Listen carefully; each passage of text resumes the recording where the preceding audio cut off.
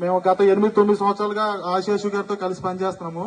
దెందులూరు నియోజకవర్గంలో ఏ జన సైనికుడికైనా ఆపదొచ్చిందంటే first phone call చేసేది కోటారి ఆశేషు గారికి.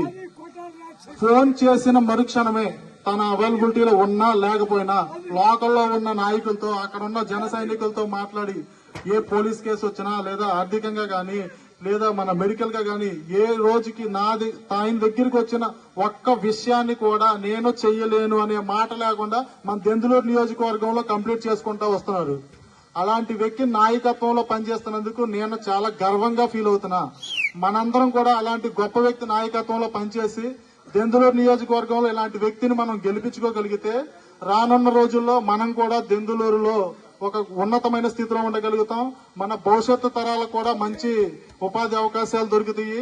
ఎందుకంటే ఆయన చదువుకున్న వ్యక్తి, విదేశాల్లో ఉద్యోగాలు చేసి వచ్చిన వ్యక్తి, అన్ని జ్ఞానం తెలిసిన వ్యక్తి, ఇలా అల్లరి చిల్లర వ్యవహారాలు చేసిన వ్యక్తి కాదు. దేన్నైనా సరే నిదానంగా విని సరైన సమస్యకి సరైన పరిష్కారం ఇవ్వగలిగిన వ్యక్తి మన దెందులూరు నియోజకవర్గంలో ఆశేషు గారే. అలాంటి వ్యక్తి నాయకత్వంలో మనందరం పనిచేసి రానున్న కాలంలో మీకైనా సరే ఎటువంటి సమస్య వచ్చినా పొలిటికల్ గా గానీ మన కేసుల విషయం ఏదైనా సరే మీరు ఎక్కడ భయపడాల్సిన అవసరం లేదు. మనం తప్పు చేయనంత వరకు ఎవరి ముందు తల వంచాల్సిన అవసరం లేదు. ఒక్క ఫోన్ కాల్ కొట్టండి, మీకు అవైలబిలిటీ లేను అనే మాట శేషు గారి నోటంపడి కానీ ఇంకెవరి నోటంపడి కానీ రాదు.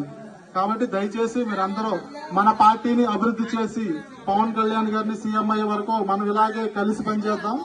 జై జనసేన, జై జనసేన, జై జనసేన.